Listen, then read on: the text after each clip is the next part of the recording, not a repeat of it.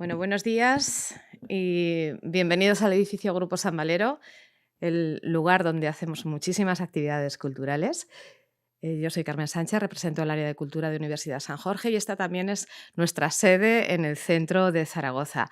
Hoy sábado ponemos el acento en un festival que es el protagonista durante todo el mes de mayo en Aragón, el Festival Aragón Negro que organiza Juan Bolea, aquí presente con nosotros y que va a estar acompañando a nuestro invitado Carlos Quílez. Carlos Quílez es de Montcada y Reixac, es de Barcelona, es licenciado en periodismo por la Universidad Autónoma de Barcelona y tras 20 años como periodista radiofónico de crónica de sucesos en la cadena SER, fue director de análisis de la Oficina Antifraude de Cataluña entre los años 2009 y 2014.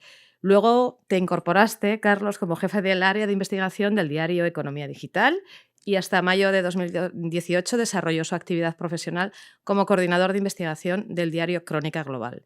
También fue subdirector del diario Estrella Digital. Actualmente está colaborando en televisión, en La Sexta, en A3 Media y en otras televisiones como TV3. También ha participado en un montón de programas de radio, lo hemos podido escuchar tanto en RAC 1 como en Onda Cero y en la SER. Ahora mismo no está en activo en ninguna radio, pero sigue siendo sus orígenes. Como escritor, porque es periodista, pero una vez decidió, tras ese, ¿no? Fue escuchar, creo que te leíste un libro que te cambió ahí todo, ¿no? Exactamente. Pues leyó este libro y decidió ser también escritor y por eso está aquí con nosotros y se dedica a la novela negra, al true crime. Es un periodista con alma de novela negra, como dice él en su blog, porque dice que su libro más personal, el más íntimo, es el resultado de lo que te hace sufrir y de amar lo que haces por encima de todo. Este es Carlos Quílez, está hoy con nosotros aquí y va a ser un placer escucharle al lado de Juan Bolea, al que quiero agradecerle una vez más que deje que le acompañemos en este festival que llama así, Aragón Negro, y desde la Universidad San Jorge pues estamos bastante agradecidos con esta charla que nos vas a dar hoy. Así que os escuchamos y, muy importante, ellos van a estar hablando, pero también si alguien del público quiere hacer alguna pregunta, tenemos un micrófono, lo compartiremos y será un diálogo entre todos. Así que bienvenidos y vamos a por ello. Gracias. Muchas gracias, querida Carmen, por esta amable presentación de nuestro invitado de hoy, de Carlos Quílez, que compone, junto con otros dos periodistas, la programación de este año de la Universidad de San Jorge en Aragón Negro. Tiene su propia programación, compuesta, como te decía, Carlos, por tres periodistas. Hace unos días, Luismi Gabás, un reportero muy interesante del periódico de Aragón, dio una charla en la universidad sobre cómo son las 24 horas de un periodista de sucesos, ¿no?, a los estudiantes. Fue muy interesante. Hoy es tu turno para hablar de un montón de temas que ahora iremos desgranando. Y la semana que viene vamos a tener a Marta Fernández Vázquez, que la recordarás como la gran periodista que ha sido, que sigue siendo televisiva, pero también una muy buena ensayista y una muy buena escritora. Como decía Carmen, en la figura de Carlos Quílez confluyen dos grandes corrientes que son muy infrecuentes, digamos, en su conexión, ¿no?, en un solo autor. Por un lado, evidentemente, el trabajo profesional en ascenso, con un creciente prestigio que Carlos viene haciendo, sobre todo en la sección de sucesos, desde hace muchos años. Está absolutamente especializado y lo encontramos ahora en un punto culmen, en un programa de máxima audiencia, con presencia permanente en televisión y en los grandes medios de comunicación. Es en estos momentos uno de los 3 o 4 grandes periodistas de sucesos que hay en nuestro país, además con una enorme variedad de fuentes y con una enorme seriedad, que hablaremos también en el tratamiento del suceso. Pero además, Carlos Quílez es un escritor de ficción, que es un poco lo extraordinario. Carmen lo ha destacado y a mí me parece algo muy, muy poco usual, porque esa mezcla entre la realidad extrema del suceso, del crimen, de la investigación policial y judicial, ¿qué tiene que ver con la fantasía? ¿Qué tiene que ver con la ficción? ¿Cómo es posible que el mismo periodista, escritor, cambie de registro en el mismo día, haga una gran crónica de sucesos y luego de pronto empiece a escribir una novela donde todo o gran parte de ello es ficción? Hablaremos también de eso, pero me gustaría que seáis conscientes, y vamos a grabar esta conversación, la vamos a colgar en la página web, porque yo creo que va a tener mucha difusión y mucha trascendencia por el prestigio y por las características de nuestro invitado Carlos Quílez, al cual te doy la bienvenida, Carlos. Gracias. Agradecimiento. Debutas en el Festival Aragón, Sí. Aragón Negro. Y lo haces, como decíamos, en un momento cumbre, ¿no?, de tu carrera, con una gran experiencia detrás. Vamos a empezar por el tema de los sucesos, por esa candente actualidad que te mantiene en un estrés permanente, que te mantiene, digamos, en una gran tensión y en la obligación de semanalmente comparecer ante millones de personas que esperan de ti algo parecido a la verdad.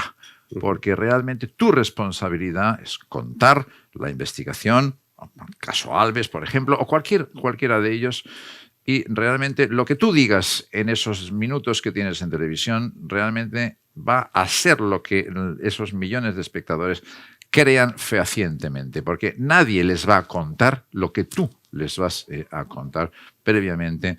Consulta con tus fuentes. Eso es una gran responsabilidad, Carlos. Hay veces que tú mismo te sientes que realmente pesa sobre ti una responsabilidad extraordinaria y que tienes un papel social prácticamente en la comunicación también. Sí, antes de responder, Juan, si me permites, deciros que tengo un ojo aragonés, ¿Ah, sí? porque mi padre era de Jaca y he pasado todos mi padre y toda la familia. Tenemos pueblos, me dijo mi padre que teníamos en toda la Jacetania, en 32 pueblos teníamos familia, con lo cual que sepáis que después del Barça soy del Zaragoza, ¿no? Y que para mí es un placer estar aquí porque me siento muy en casa, no solamente por vosotros y por la presencia de Juan o de Carmen, que la conozco desde hace ya más de muchos años, sino porque en esta tierra me siento muy bien.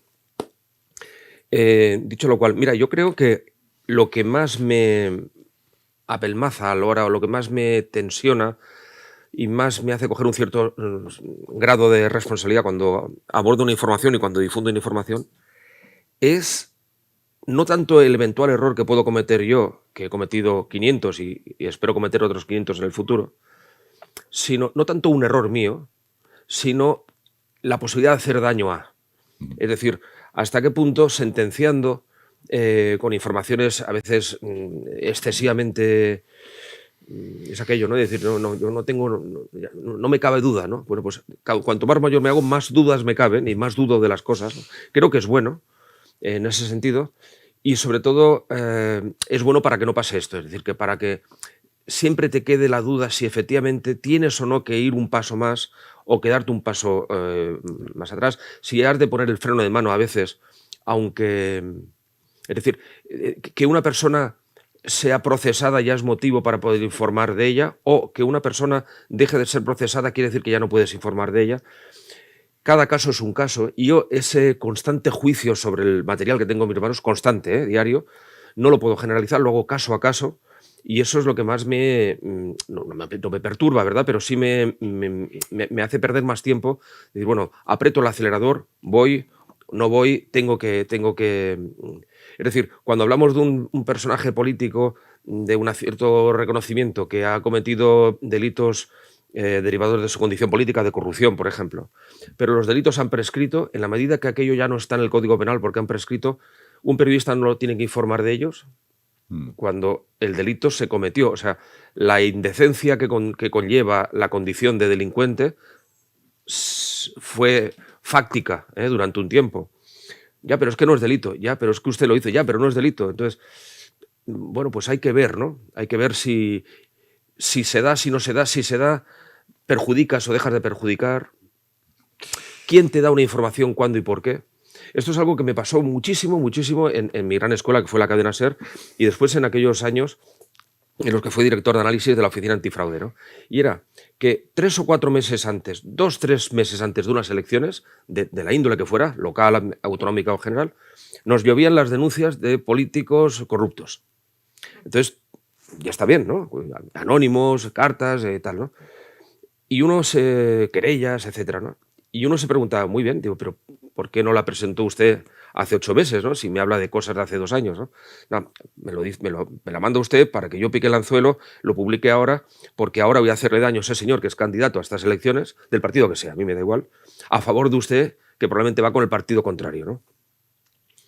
Entonces, eso pasa en la Oficina Antifraude también. Llegaban un montón de denuncias en la Oficina Antifraude poco antes de las elecciones, con vocación de decir, mire, hemos denunciado a la Oficina Antifraude, qué tal político, tal. Luego igual se archivaba, ¿no? Pero de momento ya había soltado el titular. Yo por norma, por ejemplo, ya lo hacíamos en la SER, esto fue un mandamiento que me enseñaron allí y lo continúo, y es, no doy información de una querella hasta que no tengo la certeza de que ha sido admitida a trámite por el juez. Porque el otro es un publireportaje. Y aún con todo, un juez puede admitirla a trámite y, como bien sabéis, al cabo de un mes, desdecirse y archivarla porque no hay pruebas. Pero ya pasa un filtro, un cierto control de calidad por parte de la autoridad judicial para ver que aquello no es una denuncia torticera, sino que tiene algo de base. La deontología, la seriedad, la honestidad profesional en Carlos Quílez está más que demostrada desde el principio. Ha sido muy escrupuloso, muy honesto en el ejercicio de la profesión, muy ejemplar también, sin ninguna duda.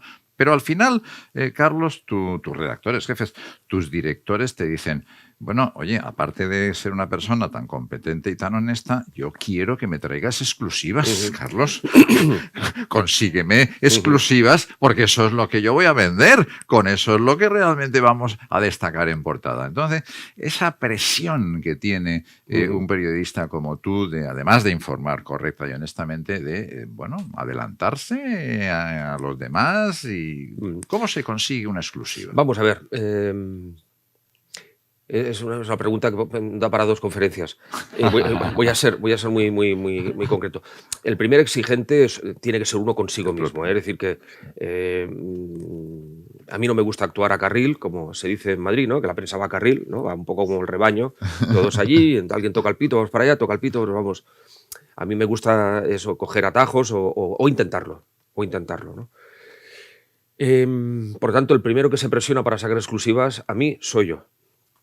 Lo que hacen los jefes, el otro día me comentaba un compañero, me decía, oye, si a ti un director te pide el nombre de una fuente, ¿se lo das? Digo, a mí jamás me han pedido el nombre de una fuente. En algún caso puntual, algún director de poca categoría o algún jefe de poca envergadura periodística sí que ha tenido la osadía de preguntarme el nombre de la fuente. ¿Y a ti quién te ha dicho esto, no? Y ante esa pregunta, ¿cómo respondes? Digo, pues, miente. Entonces, cuando alguien ha tenido la torpeza de preguntarme una fuente, pues mire, sí, el sargento Juan Bolea, del Grupo Operativo de la Comandancia de Zaragoza, me ha hablado del tema de Algeciras, y te quedas tan ancho. Es decir, quien roba un ladrón, 100 años de perdón, ¿no? Bueno, pues algo así. La exclusiva te la tiene que dar a alguien. Nosotros en España no hay tradición, yo desde luego no lo he hecho, pero no hay tradición, que sí lo hay en el periodismo, se supone que más avanzado, y en algunos aspectos lo es objetivamente, que es el periodismo anglosajón, el periodismo inglés, por ejemplo. La BBC, el libro de estilo de la BBC, como sabéis, es la referencia, dijéramos, ontológica y ética para buenas partes de las escuelas periodísticas del país. Pero los periodistas de la BBC van con talonario y no pasa nada. Y llegan a un sitio y tal, bueno, oye, ¿y esto cuánto me va a costar? Y esto pasa, es decir, yo no lo he hecho nunca. Bastante mal me pagan en general, se pagan este oficio para encima ir pagando tú, ¿no? Pero no me consta en España, y lo diría, si lo supiera, que la gente va pagando de una forma tan sumamente explícita como lo hacen otros periodistas en otros países, se supone que mucho más avanzados que nosotros, ¿no? Pero claro, ¿cómo consigues que alguien... ¿Os acordáis del secuestro de Olot, de la farmacéutica de Olot? Estuvo la mujer más de un año secuestrada, incluso se suponía, los propios autos del juez hablaban de que se creía que había sido asesinada y tal, ¿no? Claro, ¿qué hace que un guardia civil me llame a las 4:30 de la mañana? Suena el teléfono de mi casa, entonces no había móviles, os hablo de la prehistoria más paleolítica, teníamos el teléfono en el comedor de casa pues, enganchado a la pared. Llaman al teléfono, claro, a 4 de la mañana, mala noticia. Y yo me levanté enseguida y mi pobre padre con el pijama y mi pobre madre con la bata allí mirándome. Yo, sí, oye, soy el sargento tal. La Feliu, se llama María Àngels Feliu, que está viva, que está viva. Yo, medio en sueños, ¿cómo que está viva? Recuerdo como si lo estoy viendo la cara de mi pobre padre mirándome y digo, ¿qué coño está pasando aquí, no? Que está viva, pero ¿cómo que está viva? Pero si está muerta, si el juez, no, que la tengo delante, joder, ¿qué tal? Que está aquí en un pueblo que se llama Lliçà, en una gasolinera, ¿no? Los secuestradores la habían abandonado allí después de una especie de idilio tántrico que tuvo la secuestradora con el guardián, ¿no? El secuestrador. No puede ser, que sí, que joder, Carlos, que la tengo allí, no me jodas. Bueno, una conversación totalmente kafkiana, hasta que, después de mi insistencia, en el fondo yo quería verificar que efectivamente era ella. Bueno, me lo da. Yo recuerdo que llamé, tú te acordarás, Carmen, a Luis Rodríguez Pi, que era el jefe de informativos en aquel momento. Le llamé, digo, Luis, y yo, 4 de la mañana, ¿no? La Feliu, que está viva. Y me colgó. Vuelvo a llamar. Me cago en la mar, Luis. No me jodas, que sí, joder, seguro que sí, tal. Y es la primera vez de las dos que una información mía ha parado la programación de la serie. Es decir, no hemos esperado al boletín, porque era de madrugada y habían programas que estaban enlatados en aquella época, de sábado a domingo, y entonces se movieron los hilos como para que se interrumpiera la programación y diéramos el flash informativo de la detención, ¿no? Bueno, ¿qué ganó ese guardia civil llamándome? Os aseguro que nada. Más allá de la compensación que me ofreció a un tiempo de amistad y a un tiempo de trabajártelo, de establecer una relación con él, un vínculo. Y a mí me dice, bueno, ¿y cómo se consiguen fuentes? ¿No? Pues es algo parecido al ligue, ¿no? Si, no sé, nos vamos a una discoteca, ¿qué te diría yo? Ya hace tiempo que no había discotecas, ¿no? Pero una discoteca de reggaetón, pues habrá que saber bailar reggaetón, ¿no? Si quieres ligar, entiendo. Pero si vas a una discoteca o vas a algún conservatorio a ligarte a una señorita o a un señorito que toque el arpa, pues igual no tienes que ir con el pelo punky, sino tienes que ir con una corbata de Armani, ¿no? No sé, dejadme que haga caricatura. Pero lo de las fuentes es lo mismo. Es decir, yo a la Guardia Civil no le hablo en catalán. Y a los Mossos no les hablo en castellano. Porque... Y Carmen me ha conocido con el pelo como David Bisbal, pero yo entendí que cuando iba a ver a un juez con mi pelo y mis tirabuzones y demás, y veían a aquel chaval con aquellos rizos y tal, señoría, ¿usted me pasaría este tema del crimen de tal? No me tomaba muy en serio, ¿no? Entonces, sigo rock and rolleando, pero me corté el pelo, ¿no? Quiero decir que, perdonad, ya sé que es un poco mundano lo que explico, pero en el fondo la realidad es esa, ¿no? Hablemos de las fuentes. Profundicemos un poco más en las fuentes, Carlos, porque realmente un gran periodista de sucesos, en parte, parece visto desde fuera, dependa de esas fuentes, de la calidad y variedad de esas fuentes, y estamos hablando de altos niveles de la Policía Nacional, de mandos de la Guardia Civil, yo no sé si algún juez, yo no sé si algún delincuente rehabilitado que pueda tener una información extraordinaria, yo no sé si un simple agente que vaya a participar en una gran operación y te avise que va a haber una redada de unas bandas en tales sitios o en tales otros, pero claro que realmente la trascendencia e importancia y la conservación de esas fuentes requieren una gran habilidad por parte del periodista. Primero, captar la confianza de esos mandos que no ganan nada, efectivamente, y en segundo lugar, de alguna forma, gratificarles con una información que ellos mismos aplaudan porque es lo que hubieran querido escribir o ver en la televisión. ¿Funciona así o hay, sí, digamos... Funciona así. Sí. Funciona así con matices, ¿no? Sí. Pero hay cosas tan ridículas, vuelvo al terreno de lo mundano, pero creo es que no se puede explicar de otra forma. Los agentes que detuvieron o que arroparon a María Àngels Feliu, por seguir con el ejemplo, no son agentes de élite de la Guardia Civil, son agentes de la Guardia Civil respetables y honorables, totalmente, pero no los agentes de élite de la Guardia Civil. Bueno, pues en la información que yo di agentes de élite de la Guardia Civil en una magnífica operación han podido rescatar y tal. ¿Por qué? Porque lo estaban escuchando, porque era una mentirijilla, que no era una mentirijilla, porque la élite, ¿quién la marca, no? El grado, ya me entendéis. Y yo sabía perfectamente que aquello agradó a aquellos tipos que llevaban un año detrás de los secuestradores. El tratamiento con las fuentes, yo soy de los que piensa, o la experiencia me lleva a a decir o a pensar que un cabo te pasa más información siempre que un general. El general te da, como metáfora, te da un cierto prestigio, un cierto pedigrí en un momento dado, te da una cierta cobertura, pero el tipo que te va a llamar a las 9 de la noche, oye, ven corriendo que ha habido no sé qué y tal, es un cabo. O es un cabo, un guardia segundo, si hablamos de la Guardia Civil. Y en relación con el tema de las fuentes, os podía explicar un montón de batallitas y me doy cuenta que me hago mayor porque me están lloviendo un montón de cosas del pasado. Pero es así. Y esto que os voy a explicar, veréis, va a parecer que traiciono una fuente, pero no lo traiciono porque él lo ha explicado. Y además no me ha dado permiso para decirlo, pero como sé que él lo ha explicado, pues por lo tanto lo voy a decir ahora que no nos oye nadie en este magnífico anfiteatro. Un día recibo una llamada de Baltasar Garzón. Estaba yo trabajando en la cadena SER. Y me dice que esto era un viernes o un jueves, que el lunes va a llevar a cabo la segunda fase de la operación Nécora en Villagarcía de Arousa. Y yo se lo comento a mis directores de informativos, estos hablan con el que entonces era director de informativos, que era Antonio García Ferreras, el actual director de La Sexta y del Rojo Vivo. Dice, oye, mira, Quílez, que le han dicho que tal, no, pues venga, zumbando para Galicia y tal. Y efectivamente, salimos allí con el equipo, el técnico y yo, fuimos a Galicia, me alojo en el Hotel Villagarcía de Arousa, y cuando entro al Hotel Villagarcía de Arousa soy el periodista número 12. Es decir, ya había 12 allí. Y pensé, oye, no va a ser una exclusiva, pero bueno, estamos aquí, pues cojonudo. Perfecto. Entonces, como no había internet y estas cosas, la radio éramos los primeros en dar las informaciones, la prensa iba siempre un día después. Bueno, no pasa nada. Bueno, efectivamente, nos llegamos allí y todos, entiendo yo, que convocados por el mismo señor. Llegamos allí, efectivamente, de un helicóptero de la leche, bajan 3 tipos con unas gabardinas impecables, de color gabardina, menos la gabardina del señor Garzón, que era blanca. Entonces se veían a 3 tipos con la gabardina súper Hamed, menos Garzón, que era blanco, y resaltaba en la negrura de la noche, de la madrugada, resaltaba don Baltasar. Lo digo con toda la ironía, pero sabéis por dónde voy. Total, que bajan allí, se hace la operación, no sé si fue a Sito Miñanco, no me acuerdo, a Laureano Ubiña, que trincaron al hijo, no me acuerdo, porque era la segunda fase. Total, los detuvieron y yo desde allí, pues en fin, hice la crónica para Hoy por Hoy con Iñaki Gabilondo y todo perfecto y todo muy bien.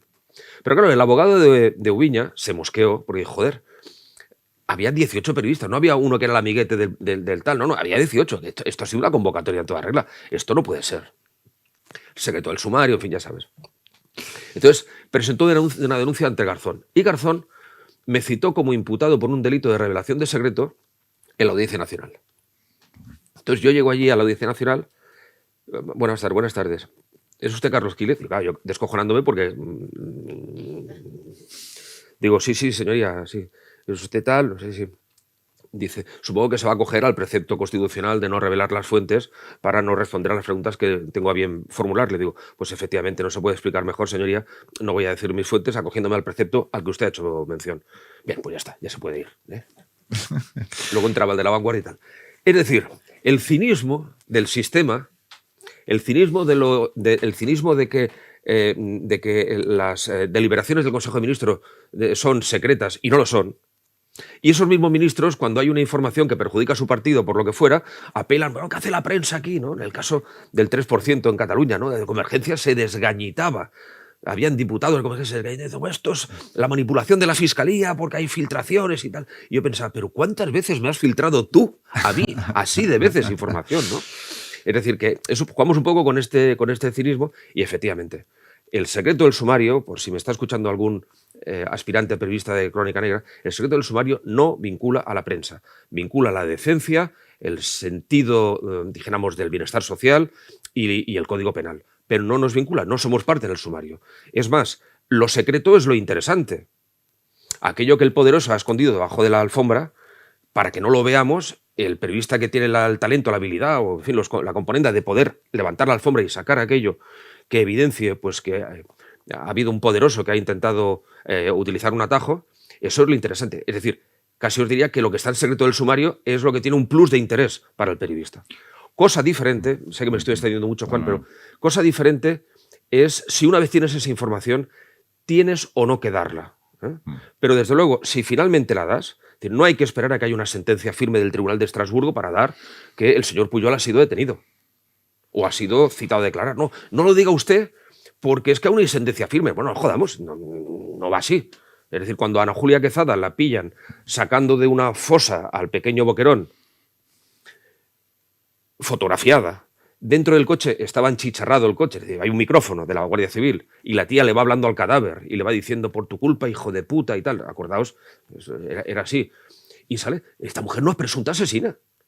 Y no fue juzgada. Aún no había sido detenida. Esa mujer es la autora. La prueba es evidente sí, que es la la prueba autora, es concluyente, ahí sí claro. podemos quitar la palabra presunta. Por lo tanto, jugamos con unas ciertas... Bueno, el caso de Dani Alves, ¿no? El otro día me peleé cariñosamente, es una forma de hablar, con una compañera en directo en el programa de Antena 3, porque yo califiqué a la denunciante como denunciante y a Dani Alves como el presunto autor.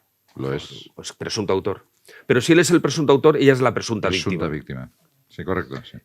Él es el detenido y ella es la denunciante. Datos objetivos. Pero si él es presunto autor, ella es presunta víctima. No, es la víctima. No es la víctima. No es la víctima.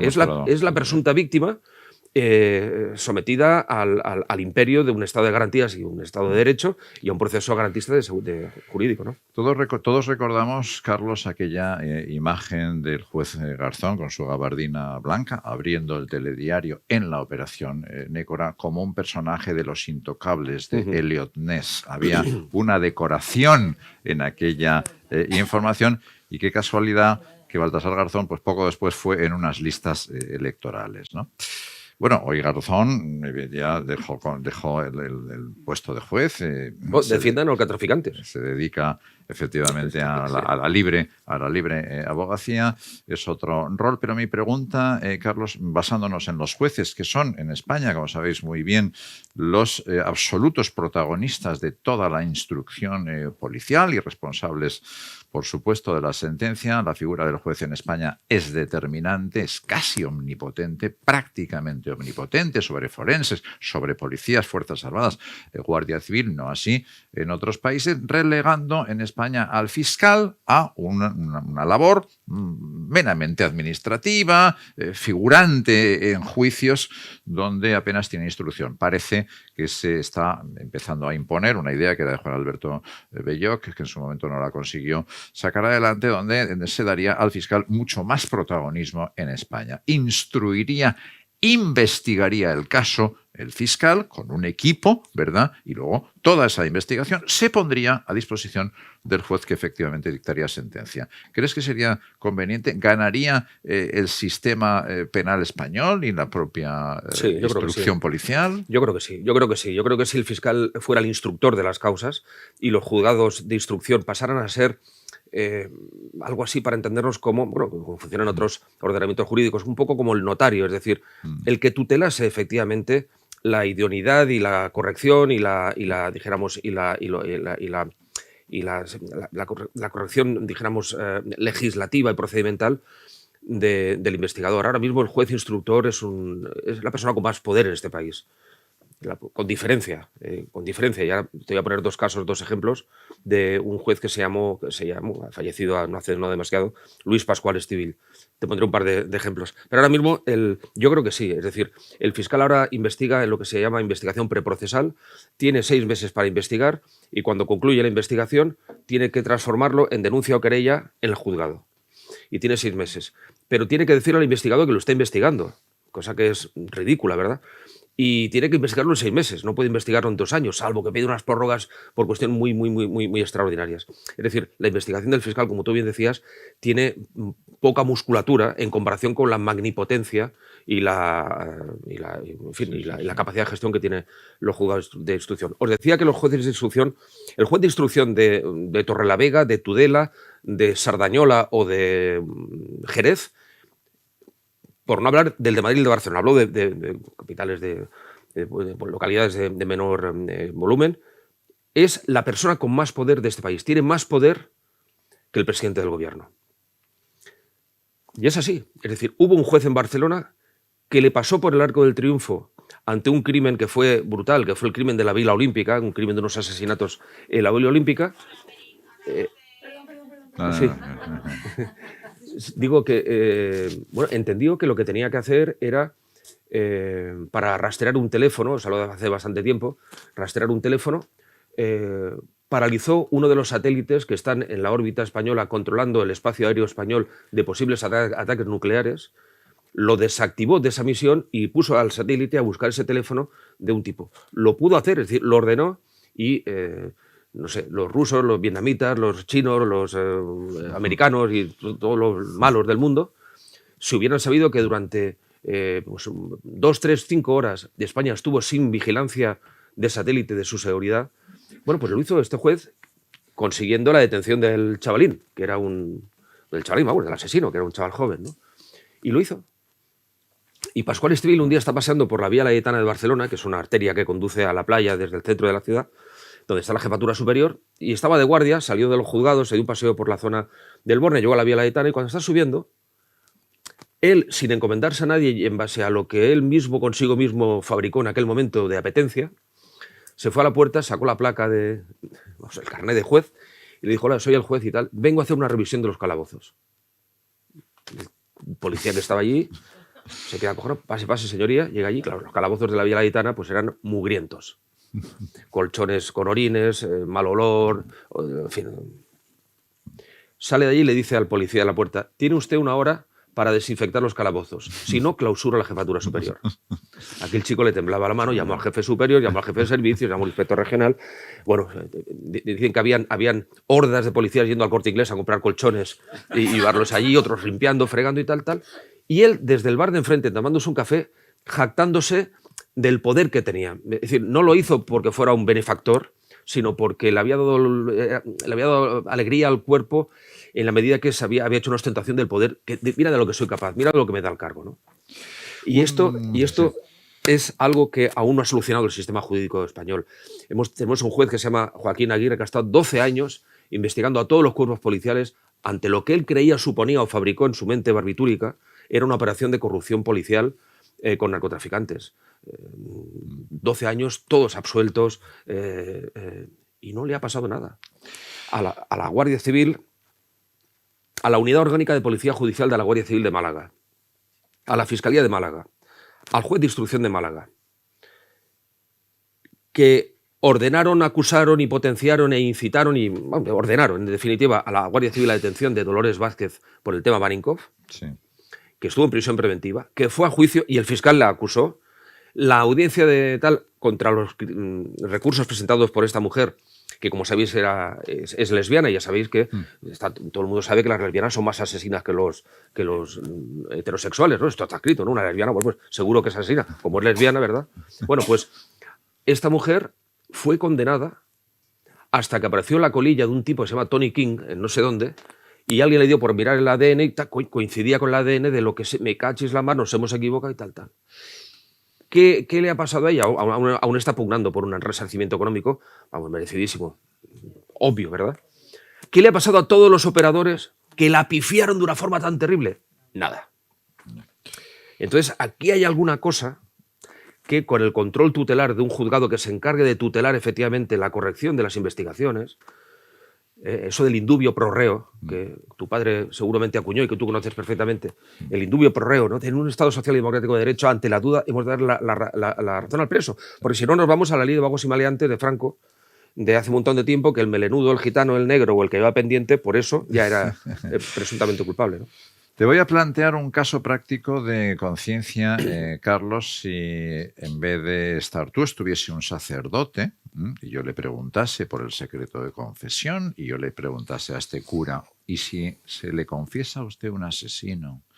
Y en el acto de confesión le dice que ha matado a una persona y le pide la absolución y usted lo absuelve como tiene la obligación, va a comentar, va a decirle, aunque sea a su obispo o a la policía, que realmente sabe quién cometió ese crimen porque acaba de confesarlo. Si tú llegas a la certidumbre o la certeza, Carlos, de que en tus investigaciones uno de tus testigos, alguien con el que has conectado en el contexto de una investigación criminal, llegas al convencimiento de que estás hablando con el criminal por un detalle, por algo que tu sexto sentido te lo ha dicho, y consigues demostrarlo, encontrar una prueba, ¿qué haces? ¿Das la exclusiva o vas a la policía para que lo detengan? O las dos cosas. Escucha el atentado de Atocha y hay una montaña de cadáveres y gente herida y tú eres periodista, has salido ileso y tienes un móvil. ¿Qué haces? ¿Ayudas a curar o a salvar a la gente o grabas para tener una buena... Yo creerme que con absoluta seguridad, y Dios lo sabe, haría lo primero. Y después, si tengo un momento, grabaría o dejaría de grabar, ¿no? Pero mirad, os voy a explicar un caso verídico que creo que no he comentado nunca y que en su momento me atormentó mucho. Y creo que explicándote el caso te voy a responder a la pregunta. En Barcelona se acogió la actuación de un sanguinario, no un sanguinario, un bestia, un terrible, un monstruo, un violador, que era José Rodríguez Salvador, que fue conocido como el violador del Vallebrón, un tipo que violó a unas 30 mujeres. Se pudo acreditar por la Fiscalía 20 y tantas y fue condenado por 14 o 15. Es decir, fue condenado y le cayeron la máxima pena. Luego os explicaré, si queréis, una anécdota del juicio bastante desagradable. Bueno, este tipo fue defendido por un abogado, un gran abogado y muy buen amigo mío, que se llama José Ángel Plaza Escudero. Y, bueno, el tío fue a la cárcel y yo, pues en esos 30 años de la SER, pues que fue de los primeros juicios que cubrí, fueron pasando los años y cuando ya habían transcurrido 12 años o 13 años, yo en mis notas tenía apuntado el juicio, que ya era posible que saliera de permiso o tal, porque ya había cumplido 3/4 partes de la condena o la mitad de la condena, en fin, que lo estaba monitorizando, ¿no?, al tipo este. Y fui a ver a José Ángel, con el que tenía trato más o menos habitual, tal, y le digo, oye, por cierto, debe estar ya a punto de salir Rodríguez Salvador. Dice, sí. Dice, me ha pedido que presentemos la instancia para salir de permiso una semana. Y me dice el abogado, dice, pero el tío, digo, tú lo ves resocializado, lo ves curado, ¿no?, de su enfermedad criminógena. Y me dice que va. Dice, me ha dicho que va a salir y lo va a volver a hacer. Pero que no solamente va a salir y lo va a volver a hacer, sino que lo va a volver a hacer matando a las víctimas, porque al no matarlas, las víctimas le han reconocido durante el juicio, etcétera, ¿no? Por tanto, se me hizo un nudo de hielo en el estómago extraordinario, ¿no? Bueno, pues vale, pues estaremos pendientes. Sí, a ver qué resuelve la sala, a ver qué tal. La sala que resolvía era la sala segunda de la Audiencia Provincial de Barcelona, que tenía la tutela sobre la gestión de los permisos penitenciarios de la cárcel modelo, cárcel en la que se encontraba, en la cárcel de Cuatro Caminos, que era la que es igual, la cárcel donde estaba ingresado Rodríguez Salvador. Y yo al día siguiente, a las 8:30 de la mañana, estaba en la puerta de la sección segunda para hablar con don Pedro Martín, que era, malogrado Pedro Martín, que era el presidente de la sección. Me ve, hombre, Quílez, digo, señoría, he de hablar con usted y tal, porque me ha pasado esto y tengo aquí un debate ético y tal, tengo aquí una cuestión que quiero comentar con usted. Fui para allá y le digo, me ha pasado esto. En el desarrollo de mi profesión, buscando noticia, me ha llegado esta información, que no puedo, yo no había dado noticia de esto, la conversación fue por la tarde y os hablo de la mañana siguiente.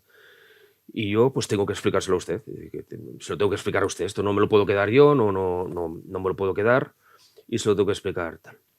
Él me entendió perfectamente, no me dijo, ni me dio las gracias, ni me dejó dar las gracias, ni nada. Él no tuvo la necesidad, o sea, él no me preguntó a mí, ¿has venido a decírmelo para que yo actúe? Como no me lo dijo el abogado, que me lo dijo a mí para que yo actuase, porque él no lo podía hacer. Y evidentemente, como bien sabéis, el papel jurídico se estira y se encoge como una goma, y evidentemente respondió que no, buscándose un vericueto jurídico, y le impidió el permiso penitenciario. Y alertó a la autoridad penitenciaria de que este señor tenía que ser sometido a un tratamiento específico porque a ojos y a oídos del tribunal había llegado que no estaba curado. Eso a mí me marcó mucho y marcó mucho el devenir de mi trabajo a posteriori. Es decir, no vale todo. Claro que me entrevista con gente en busca y captura. Yo no soy la Guardia Civil. Por tanto... No es tu papel. Y sin embargo, es decir, ahora te plantean cuando, en fin, una entrevista con Bin Laden, ¿no? Cuando Bin Laden está, no, yo no lo hago porque tengo una ética, bueno, pues yo sí que le entrevistaría. Sí, por supuesto. Esa reincidencia en el delito, nos hablabas del violador del Valle de Brón, pero vamos a pensar, por ejemplo, en un Bretón, ¿no? O en Quezada, o en tantos otros asesinos, algunos en serie, que tú has conocido y tratado en algún caso a lo largo de todos estos años. Es una experiencia única la que habéis tenido los profesionales como tú. ¿Te ha llevado, Carlos, y es la pregunta, algún tipo de reflexión sobre el mal? Esta gente representan el mal. El mal existe, por lo tanto, y es una amenaza que se puede o se debe combatir de alguna manera. El mal existe y hay un mal, dijéramos, inclasificable. Por ser algo empírico en el análisis, sí, los estudios recientes que son hace 4 años, antes de la pandemia, pero los últimos que se han hecho, o al menos que yo conozco, de la Dirección General de Instituciones Penitenciarias, de la Secretaría General de Instituciones Penitenciarias del Gobierno del país español, hablan de que el 11% de la población reclusa son psicópatas. Psicópatas. Ahora explicaremos lo que es. Y el resto son sociópatas. Es decir, la ciencia criminológica atribuye al psicópata una condición en el ADN que no tiene el resto de gente. Es decir, la sociedad corrompe y, por lo tanto, yo que he tenido la suerte de ser hijo de un maestro y de una peluquera, pues tengo la educación que tengo y no asesino, ni robo, ni violo, ni trafico. Pero Carlos Quílez, si hubiera nacido en un entorno suburbial, con una madre, en fin, que hiciera la calle, con un padre, pues, no sé, moral, en fin, este tipo de cosas y tal, pues a lo mejor no sería el periodista yeye que soy, sería pues un delincuente de los que los periodistas yeye informarían, ¿no? Eso ocurre en el grueso de la delincuencia. Pero es verdad que hay un sector pequeño de la delincuencia que o disponen de una dosis superior o del mecanismo que activa la espoleta de algo que se llama el mal endémico, ¿no? El mal, dijéramos, consustancial incluso a la condición humana. Hay un tipo que se llama Antonio Bernal Romeu, de quien escribió un libro que se llama Psicópata, es un violador compulsivo, un animal, un bestia. Me entrevisté con él 20 y tantas veces en la cárcel para hacer el libro.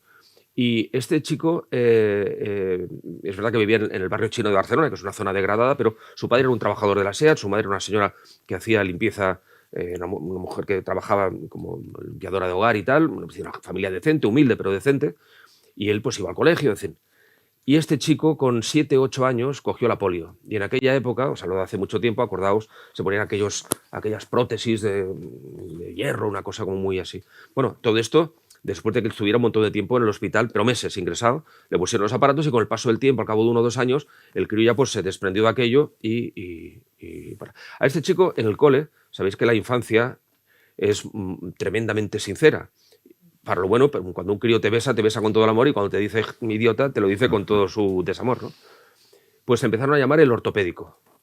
El ortopédico. Este chico, a los 10 años, la profesora, han transcurrido 3, llamó al padre y a la madre: vengan aquí porque ha habido un incidente con su hijo y queremos explicarlo porque es un incidente grave. Antonio, con 10 años, a uno que le había llamado el ortopédico, ya curado, ya fuertote y demás, lo metió dentro de una papelera en el patio del colegio. Lo metió, o sea, con el culete, hizo una cosa ahí, ¡clac!, y lo dejó así encajado y tal. Se sacó el pene y se orinó encima. Ese elemento que no había visto ni referenciado Bernal en ninguna película, es decir, él no vio ninguna película, ni leyó ningún libro, ni escuchó a nadie decir que una forma de jactarse del otro, de humillarlo, de pejarlo, era orinarse encima. Él lo fabricó de una forma absolutamente espontánea. Y eso preocupó muchísimo a los profesores y le llamó muchísimo la atención. Bueno, Antonio Bernal Romeu, cuando pasa el tiempo, va pasando el tiempo, entra en el pequeño menú de drogas, entró tal, y acabó en prisión. Ahí fue vejado por un funcionario de la cárcel, vejado directamente, un funcionario del que él se vengó violando en su presencia a la esposa del funcionario. Lo esperó un día, cuando salió de la cárcel, lo esperó, cada jueves iba a tirar dardos con los amigos, a jugar a dardos en un bar. Volvía cada jueves a las 3 de la mañana. Él entró a las 11, llamó al timbre. Hola, mire, soy compañero de su marido de la cárcel, vengo a traer un paquete. Y la mujer confiada le abrió la puerta con la pistola tal, se sentó, la mujer, imaginaos, empapada en el pánico más absoluto. Estuvo 3 horas con el tipo ahí, poniéndole whiskies, y el tío ahí tal, y cuando el otro abrió la puerta, le dio un culatazo, lo dejó inconsciente, lo ató a un sofá, cogió a la mujer y la violó.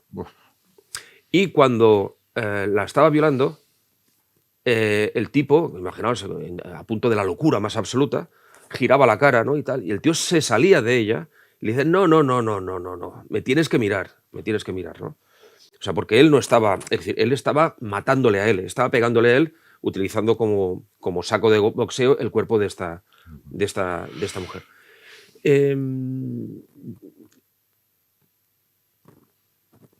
Bernal fue lo que fue, acabó, bueno, luego fue detenido, en fin, y está a punto de salir de libertad. Está a punto de salir de libertad. A punto como que le queda menos de un año o un año y medio, por lo que yo calculo. Bernal podría haber sido un ciudadano normal si hubiera sido un chico que no tiene esa enfermedad, que va subiendo pues con la maldad, con la perversión que todos tenemos, con los buenos o malos pensamientos que todos tenemos, y hubiera tenido 40, 50 años, hubiera tenido una mujer, unos hijos, y tal, hubiera trabajado, se hubiera jubilado, le hubiera dado un infarto y se hubiera muerto a los 89, si no le hubiera pasado esto, pues quizás sí. Pero hubo una espoleta que en mi caso no activa esa maldad que tengo, pero en la de su caso sí la activó. Quizá hay otro detonador. Vaya reflexión. Quizá hay otro detonador que hace que yo me vuelva loco y me transforme en un monstruo. Decía Andreu Martín, ¿no? Mientras lo escribas no lo harás, me decía, ¿no? En términos psiquiátricos. Pero sí, la maldad existe. Es que forma parte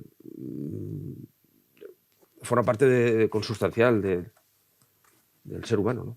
Dejemos de momento a estos grandes psicópatas y sociópatas cuyos casos muchas veces nos sumergen en una gran desesperanza porque son muy difíciles de rehabilitar, Carlos, y hablemos de los casos de maltrato o de crimen de género, que es el más frecuente estos días o estos meses o años en nuestras vidas cotidianas. No hay jornada que, por desgracia, no ocurra un nuevo crimen en un lugar de España donde vivía un matrimonio aparentemente bien avenido, con una relación completamente normal, pero que de pronto ocurre algo en ese dormitorio o en esa cocina y de pronto hay que llamar a la policía porque en un 95% de los casos el marido o el varón ha matado a su amor, ha matado a su amante, ha matado a su mujer. Esto realmente nos arroja a otro tipo de reflexión, porque ya no hablamos de una maldad congénita que haya tenido, digamos, una espoleta, como decías y argumentabas muy bien, sino hablamos de un instante, hablamos de un momento, hablamos de una discusión que se convierte en un acto criminal.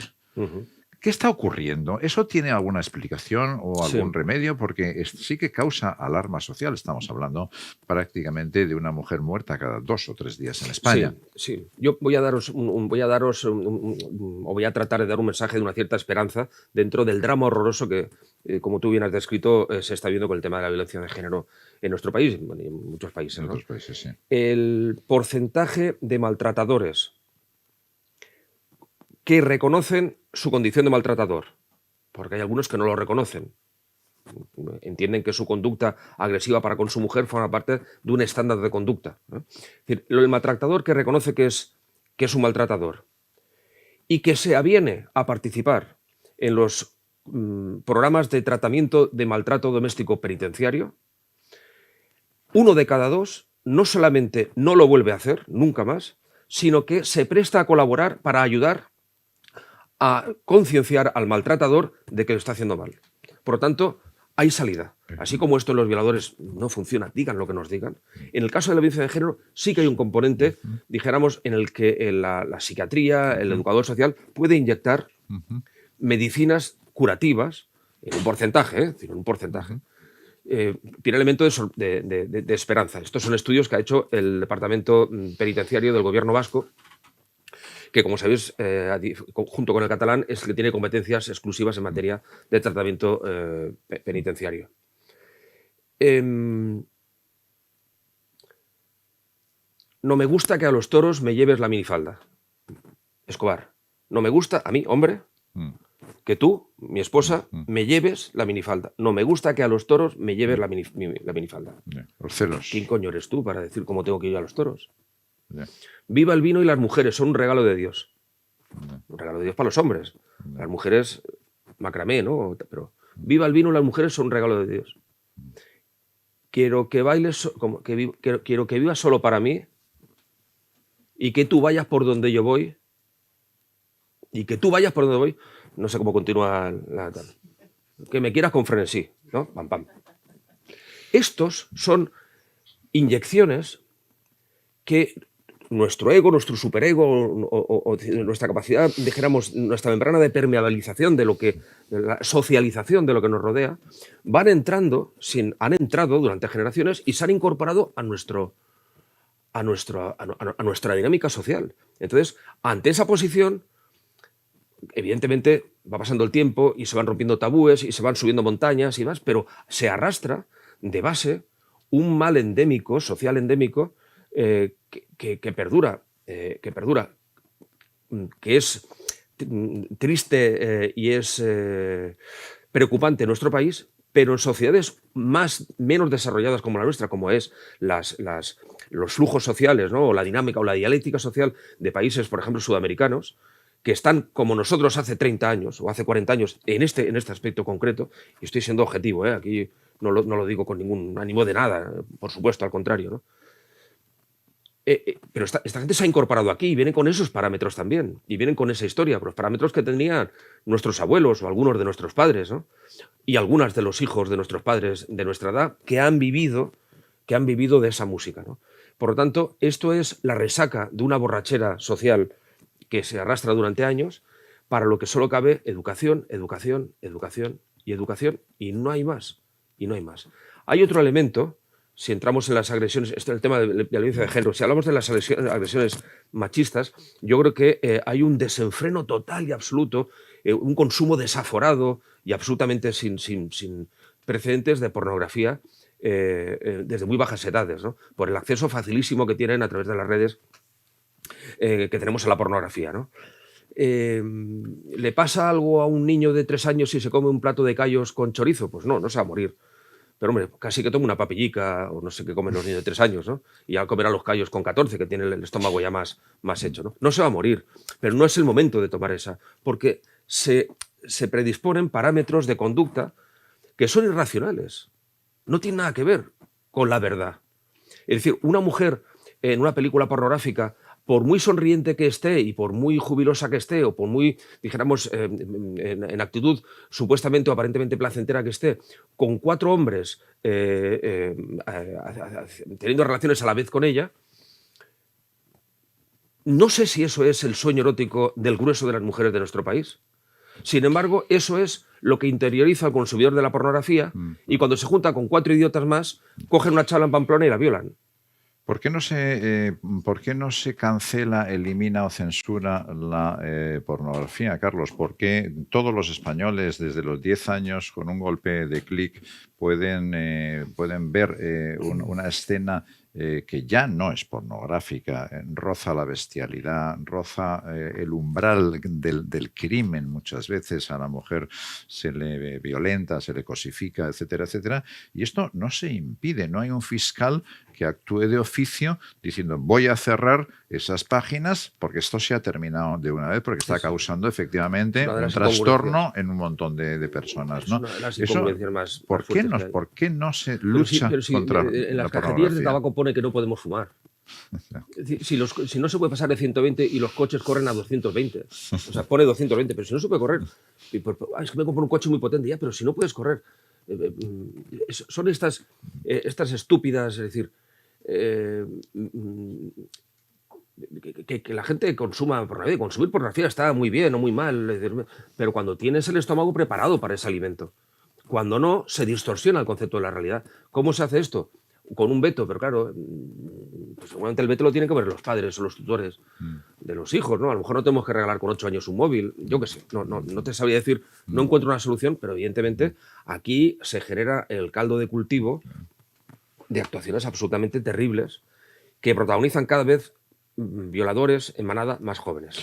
Vamos a abrir el coloquio. Yo le hago alguna pregunta más a Carlos Quílez, pero ir pensando porque son muchos temas. ¿Tenemos una ya? Adelante. Sí. Espera, que te paso el micrófono. Adelante.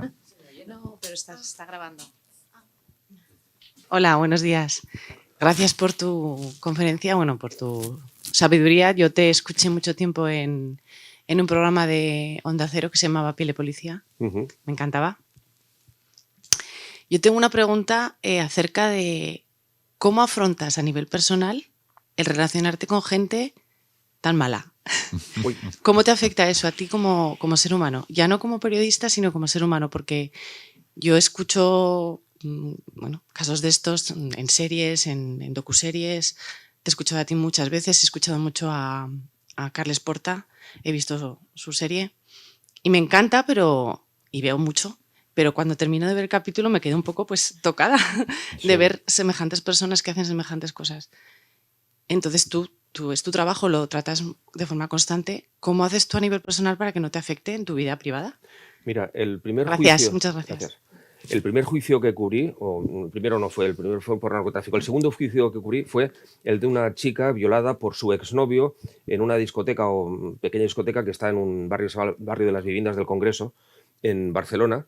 La chica salía de la discoteca a las 4 se encontró con el exnovio en la discoteca y se reencontraron con un tono de cierta amistad, pero vamos, cada uno a lo suyo, y él, no sé si por venganza o porque era un monstruo o por lo que fuera, cuando salió la esperó y la golpeó, la presionó, la colocó de noche, 5 de la mañana, y entre dos coches ahí la violó, ¿no? Entonces, a las 5 y pico, mientras estaba violándola, bajó un guardia urbano de Barcelona, que salía de estas cosas que tienen la gente joven, de salir a correr a las 5:30 de la mañana. Es una cosa muy valiente, pero hay gente que lo hace.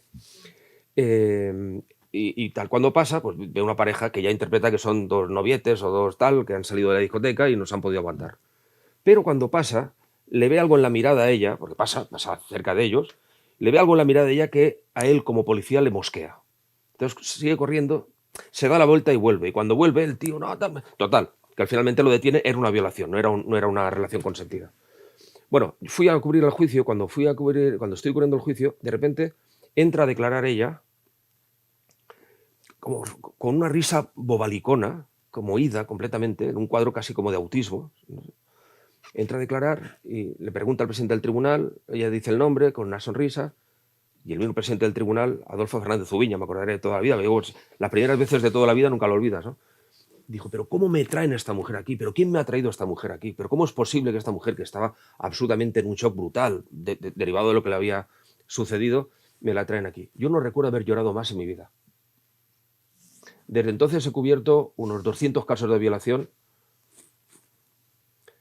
Al cabo de 2 años se produce en el camping Las Nieves, aquí en Biescas, allá arriba, se produce una masacre por la naturaleza brutal, aquel desbordamiento, ¿os acordáis? Y tal. Yo fui enviado con Jordi Climent.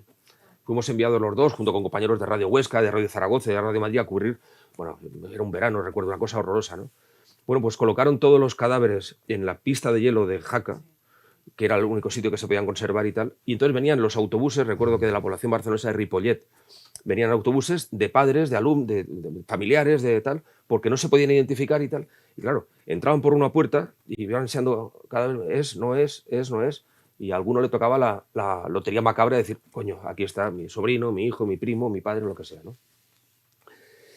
Esto ocurre 2 años después de que yo llorase en la violación. Hice la crónica y con mi compañero Jordi nos cambiamos, nos pusimos guapetes y nos fuimos a la zona vieja de Jaca a tomar patatas bravas y chiletas, haciendo chistes. Porque el mecanismo que incorporas cuando ya has curtido un poco la piel tiene que ser ese. Porque de lo contrario te vas con ellos. Además te impide tener la perspectiva y la nitidez suficiente como para poder hacer un juicio certero. Finalmente tú cuando tú me escuchas en la radio o en la tele y tal, lo que quieres es que te dé una información. Tú estás en casa y digo, hoy ha habido un atentado terrorista, ha habido un crimen. Hostia, ¿qué ha pasado? A ver qué explica el Quílez. Mira, pues ha matado a esta por esto, por esto y por esto. A ti te importa un pepino mis sentimientos. Es decir, entiéndeme.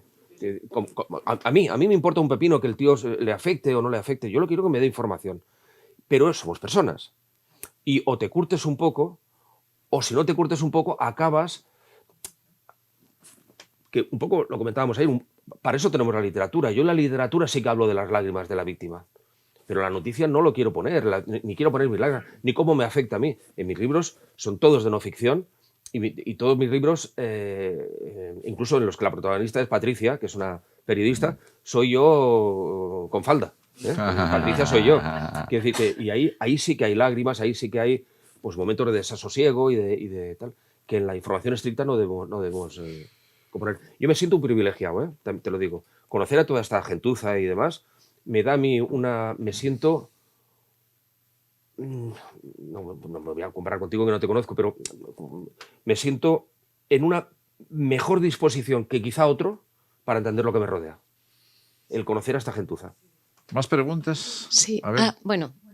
Bueno, primero tú. De lo que estamos hablando, cuando vas a la cárcel a entrevistar a estas personas, por ejemplo en el caso de Rosa Peral, ¿cómo te preparas? O sea, mira, Psicológicamente, lo de Rosa Peral, para... mira, os voy a comentar. El día que, bueno, toda la prensa pedimos la entrevista con Rosa Peral y tuve la suerte que ella pues, me dijo que a Héctor no y a mí me la concedió. Yo no la conocía de nada.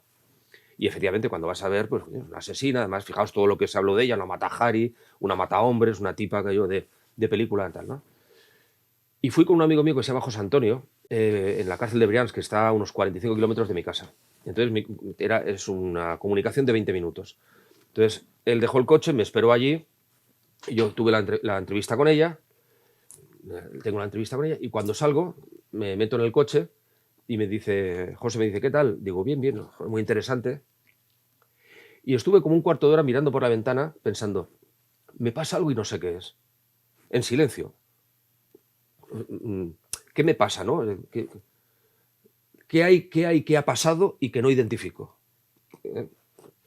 Y ¿sabéis qué había pasado? Que cuando salgo de la entrevista me di cuenta de que esta mujer, que llevaba 2 meses o 3 meses por un asesinato tremendo de su pareja sentimental, brutal, quemado, la hostia, no sé qué, no sé cuántos, con todo eso, me hablaba como si estuviéramos en la barra de un bar.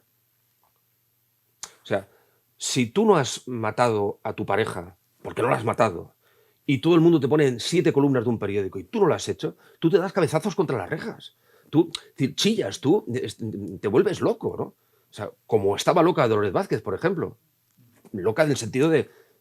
No, yo estuve hablando con ella, una tía que pesaba sobre ella, ni más ni menos que una pena de 25 años, que es la que le cayó, y me hablaba como si estemos en el bar. Bueno, sí, aquí esperando. Bueno, ¿y tú qué tal? Y no sé qué. No.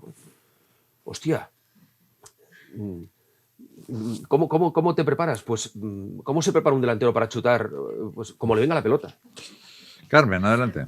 Sí, bueno, además un poco al hilo de esto. Tenía 2, una ya la has contestado antes con lo de la literatura, digo, si te gustaba más el periodismo o dónde sacabas todo. Yo creo que, que en tus libros encontramos la historia completa.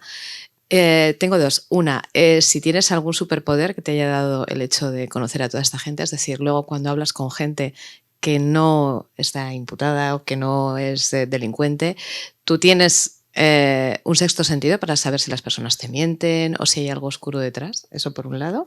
Y la otra... ¿Te responda esta? Vale, pues, sí. Suelo no acumular las preguntas derivado de mi cercanía a los 60 años. De hecho, acabo de olvidarla. No.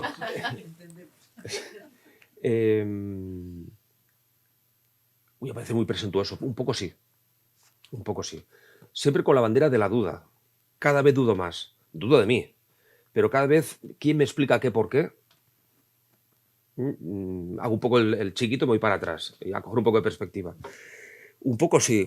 Te he de decir que cuando yo empecé a leer el caso Rosell, que fue presidente del Barça, por el que estuvo casi 1 año y medio en prisión, y empecé a leer descubrí, leyendo el sumario, yo no soy abogado, no soy jurista, pero he leído cientos de sumarios, por lo tanto, un poco más que de la media sé, para entendernos.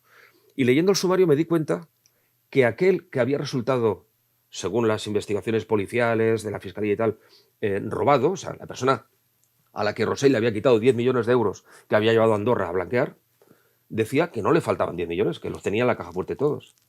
Entonces, ¿cómo puede existir un robo si el robado dice que no ha sido robado? No, pues sí que ha sido robado. Oiga, pero que no, tal. A partir de esa premisa, yo estuve releyéndome todo el sumario. Yo no conocía de nada al señor Rosell. Ahora soy muy amigo de él. Los que vayáis o vengáis a la Semana Negra, pues muy amigo de él, muy conocido de él. Tengo trato con él. En la Semana Negra va a venir a presentar su libro. En la Semana Negra de San Rosell este año. La Semana Negra de Gijón. De los compañeros del certamen de Gijón. Pero yo apostaba porque aquello no se sostenía. Porque había un ABC que fue absuelto finalmente por el tribunal, por la audiencia y ratificado por el Tribunal Supremo. Fue absuelto. En un bofetón al sistema investigador español brutal, imaginaos. Fue absuelto. Y yo esto era un rara avis que iba saliendo, entonces estaba con Arús en La Sexta, y iba saliendo diciendo, ya, este tío no lo ha hecho, yo no lo veo claro, no sé qué, bueno, y toda la gente, ¿cómo que no? ¿Cómo que no? ¿Cómo que no? Y tal. Te he de decir que hizo un discurso exactamente igual en el tema de Rosa Peral. Yo no sé si Rosa Peral es la asesina, no sé si la mató, no lo sé. Sí sé que ha sido juzgada de forma injusta. Hay elementos como para pensar que esta mujer, que puede ser perfectamente la asesina, sin embargo, tiene derecho a un juicio justo, que no lo ha tenido porque es joven, atractiva y en términos judeocristianos ha sido una mujer promiscua sexualmente. Eso ya la hace asesina. Y creo que no ha sido justamente juzgada. Y yo, en mis crónicas, he dejado entrever en más de una ocasión pues algunos elementos que cuestionaban este tipo de cosas. Os puedo explicar varios si queréis. Objetivos, interpretativos. Yo no soy mujer. Pero tú escuchas a algunas líderes de la televisión española, mujeres, que la ponían a parir y se reían de ella, pues la mata Hari y tal. Bueno, mata Hari, y eso, es decir, no es que ya se sabe, ¿no? Me dijo un día una periodista, es que esta mujer tuvo relaciones con 5 de los 6 compañeros de su grupo de investigación. Y esto la hace más que, ¿no? Más indecente. Pero en cualquier caso no la hace más candidata a nada en términos penales, ¿no? Y yo creo que esta chica no ha sido juzgada, una tipa extraña, Es Alicia en el País de las Maravillas. Una tipa que yo creo no toca con los pies en el suelo, vive en un mundo irreal. Es una tipa extraña, he estado casi 25 entrevistas con ella en la cárcel. Pero no ha tenido un juicio justo. Y ahí me equivoqué. No me equivoqué. Dice que la han condenado a 25 años, ¿no? No hubiera acertado si la llegan a absolver. No hubiera, porque yo lo hubieran absuelto. Era imposible que absolvieran cuando había tantos prejuicios y tantos apriorismos contra esta mujer antes del juicio. ¿Más preguntas, Sí, Carmen? como Universidad San Jorge, sabes que tenemos el grado de periodismo. Entonces te quería preguntar por la profesión, qué futuro o cómo lo ves tú, y sobre todo de cara a los estudiantes que ahora mismo están labrándose una carrera profesional. También con todos los cambios digitales que hay y las nuevas tecnologías, hablo incluso de la inteligencia artificial, ¿qué retos tienen los medios tradicionales para seguir siendo un punto de referencia? Porque se supone que a ellos acudimos, porque se supone que ellos nos cuentan la verdad, ¿no? Entonces, ¿qué retos tiene el periodismo y sobre todo los medios de comunicación que nos cuentan esas noticias? Sí, el mundo analógico ha pasado al mundo digital, ahora quien no está en esta onda pues no está en este mundo, eso es evidente. Las noticias en las redes utilizan interrogantes en los titulares, que es el antiperiodismo, pero es una forma de buscar un clic, ¿no? ¿Sabes quién es el nuevo amante de Shakira? Entonces, coño, ¿quién es? Pum, lo lees y además no aparece el nombre del nuevo amante de Shakira. Pero tú has picado y eso ya les da un palote que a efectos publicidad. Es decir, hay un montón de perversión del sistema. Pero hace 100 años, hace 50, hace 30 cuando yo empecé, y ahora siempre tiene que haber un tío con suficiente agudeza. Es algo muy aragonés, el ser agudo, me decía, eres muy agudo, me decía. Con suficiente agudeza como para enrollarse a la secretaria rubia platino del director general y conseguir que ella te diga el teléfono de dónde está el no sé cuántos. Y eso pasa hoy con el tema digital y pasa hace 30 años con la gabardina en el Chicago de Marlowe, igual. Y de Garzón. Sí, igual, quiere decir que funciona un poco igual en ese sentido, a pesar de los cambios. Una pequeña descripción. Corren muy malos tiempos para este oficio, porque cada vez, lo comentaba antes con los compañeros de televisión, cada vez el poder político, que es mucho más torpe que el económico y va un poquito más retrasado que el económico, que es mucho más potente, el poder político se ha dado cuenta de que la información, de eso que a mí me gusta llamar las historias de la mala vida, la crónica negra, es un material sensible, extraordinariamente sensible. Tiene una mala gestión de una manifestación, de un atentado, de una oleada de crímenes, una mala gestión política puede hacer que un gobierno cambie, ¿no? Y eso el poder político se ha dado cuenta y lo que ha hecho es blindarlo. Yo cuando empecé a hacer información de tribunales, y tú, Carmen, te acordarás, había un único jefe de prensa en la Jefatura Superior de Policía de Barcelona. Uno. Ahora hay 7, 8, pero en la Guardia Civil, en el Tribunal Superior, en la Fiscalía, hay 30 periodistas en el Gabinete de Comunicación de los Mossos d'Esquadra, en el decanato, en la Audiencia Provincial, en la Sala de Gobierno. Todos tienen su departamento de prensa porque todos necesitan algo parecido a un comisario político que tutele, blinde y gestione esa información que es material sensible. Por lo tanto, no son buenos tiempos. Era más divertido en mi época cuando te colabas en el despacho de un comisario y te decía, ahora vengo, y tú te ibas a la papelera y abrías los papeles, veías a ver lo que tenía y tal, y te pillaba allí. Eso era muy... Pero eso se puede seguir haciendo si se tiene esa vocación. Por lo tanto, el primer consejo que hay es, no podrán con nosotros, meneemos la cola, meneemos la colita, clic, clic, clic, clic, cuando tengamos un poco de alguna dificultad, no nos dejemos convencer por el carril. Los borreguicos sí, pero no somos borreguicos, nosotros somos diferentes. Y mantengamos un puntito de impertinencia, que no quiere decir soberbia ni chulería, digo impertinencia. Porque con un poquito de impertinencia bien gestionada, te respetan más. Pero te respetan más las fuentes y te respetan más tus jefes. Antes comentaba, ¿no? ¿Y quién es su fuente? Pues no se lo voy a decir. ¿Cómo osas no decirme la fuente? Perdónese, no sé qué me ha pasado, ahora mismo se la digo, miéntele. Pero si tienes que proteger a tu fuente, que es el que te va a llamar a las 5 de la mañana, gratis et amore, para decirte la noticia de tu vida, no le puedes traicionar. Decía la Guardia Civil, antes lo comentábamos, tiene un dicho, la Guardia Civil tienen dichos acuñados muy sabios, ¿no?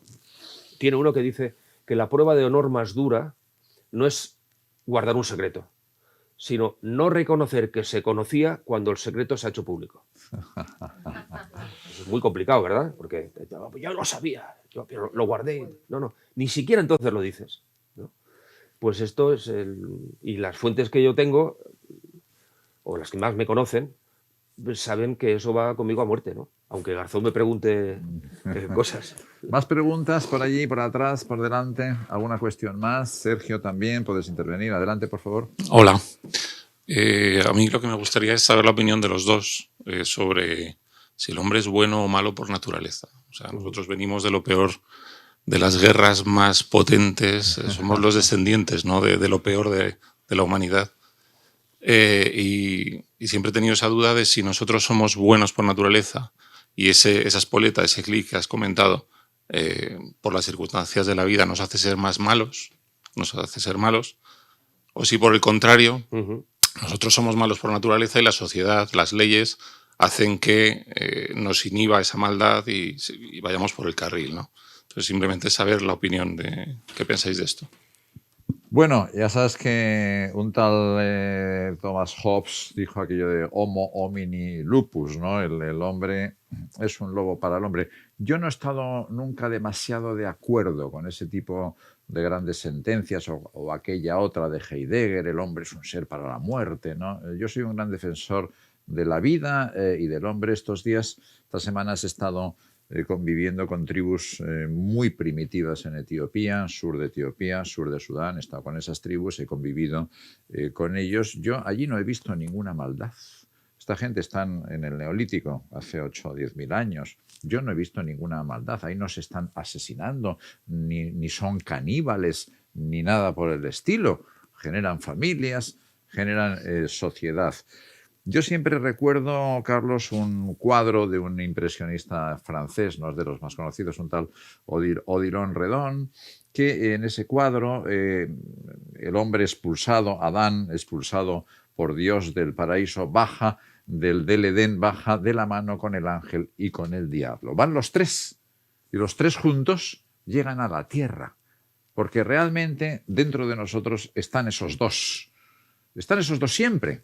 Siempre, en todo momento, en todo, desde nuestro propio nacimiento hasta nuestra muerte. Y yo creo que la lucha es precisamente nuestra voluntad para derrotar en nuestro interior al mal, para no permitir en ningún momento que ocurra esa violencia de género en un momento determinado que puede cometer un crimen, para impedir que la cólera o la ira te lleven, digamos, a una situación de odio extremo, para efectivamente contrarrestar en todo momento, no siempre se consigue, evidentemente, pero la voluntad y la naturaleza, que era tu pregunta, yo creo que es positiva, es favorable y tiene algo que ver con el bien, no totalmente. Yo no hablaría de un bien desde el punto de vista judeocristiano, yo hablaría de una vitalidad, de una manera de entender la vida en el conjunto de la naturaleza, de un equilibrio que le permite al hombre operar de una manera social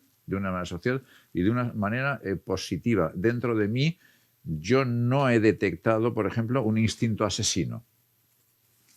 Lo he tratado de encontrar, no. Sí que he encontrado elementos de maldad dentro de mí, que he procurado ir aniquilando a lo largo de mi vida, consciente de que podían producir causas efectivamente de una enorme gravedad o de cierta gravedad, ¿no?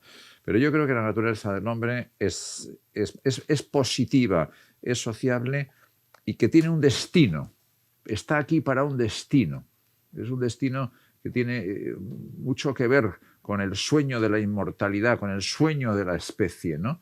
Yo creo que hay algo divino en el hombre. Hay algo divino en el hombre, además, digamos, de la conciencia, ¿no? Pero yo no jugaría a ese maniqueísmo judeo-cristiano, es lo más fácil. Yo creo que es más complejo. Observemos a la naturaleza, es muy cruel. La naturaleza sí que es muy cruel, solamente la supervivencia cuenta, y el hombre, yo creo que ha modificado, ha suavizado esa tendencia, la ha convertido, digamos, en un aspecto mucho más fabril, mucho más sociable, y desde luego ha desarrollado una inteligencia creativa que la naturaleza no tiene. Eso es lo que yo creo que es la parte divina. No hemos hablado de la parte divina de Carlos, que son sus novelas, evidentemente, ¿no? Pero bueno, contesta a esta pregunta, que es una gran pregunta. Es una gran pregunta. No estoy en disposición de... yo creo que me falta sustrato de análisis psicológico para te dé una opinión, pero como estamos en familia, un poco cogida por los pelos. Yo sí que creo que la sociedad corrompe.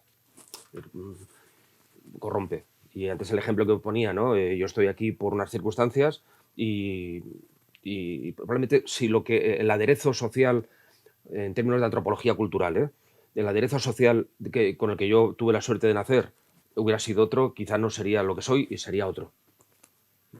Y probablemente dijéramos, en términos criminológicos, peor, ¿no? Yo creo que la sociedad corrompe, yo creo que la sociedad es mala por naturaleza, ¿sabes? Cualquier tipo de la propia dinámica social, ¿no? El intercambio, el flujo, la comunicación, la transacción económica, todo esto genera eso que tanto nos gusta a los novelistas, que es el conflicto, ¿no? Pero son conflictos que no provocamos las novelas, sino que son chispas que subyacen o aparecen, más que aparecen como consecuencia de la colisión de intereses y tal. Sí, yo creo que Ted Bundy, cuando se cargaba a las mujeres de aquella forma, había un fusible apagado que no lo tenemos ni tú ni yo, que lo tenemos encendido, y espero que lo tengamos mucho tiempo, ¿no? Por el bien de todos.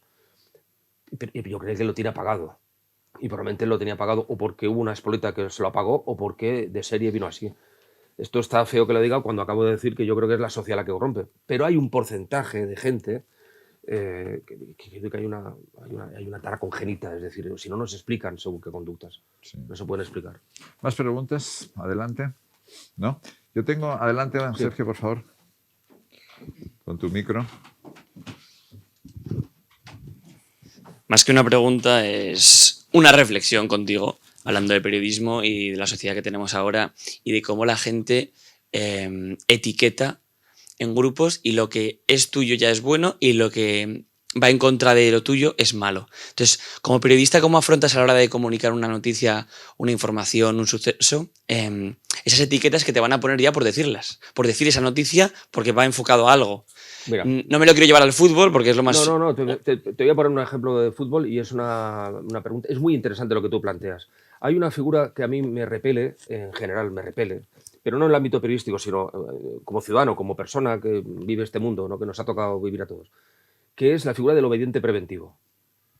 Es decir, aquel que no necesita que el jefe le diga lo que tiene que hacer para hacerlo. Hablaba de la impertinencia antes, ¿no? Cuando daba aquel consejo. Me refería a eso, ¿no? Es decir, pues si usted quiere censurarme, páselo mal y jódase y censúreme, pero no se lo voy a poner fácil. Que se sonroje, por lo menos, ¿no? El jefe. Sí, efectivamente. Mira, está tan podrida la profesión, hay brotes verdes, ¿eh? Hay brotes verdes. Pero en el conjunto de la profesión está tan podrida, está todo tan suavemente masticado y tan suavemente, es todo tan previsible y tal, que si me permites un ejemplo, imagínate que periodismo, por ejemplo, la retransmisión de un partido de fútbol. Yo estoy en el puesto de comentarista y está jugando el Barça contra el Madrid, ¿no? Y pues la lleva Iniesta, se la pasa, bueno, los que sean, ¿no? Del Barça ahora y tal, la lleva tal, se la pasa al Pedri se la pasa a Gavi se la, tal, se la roba, no sé qué. Son datos objetivos. Aquí no hay ideología, no hay manipulación. La lleva este y ahora se la quita este, ¿no?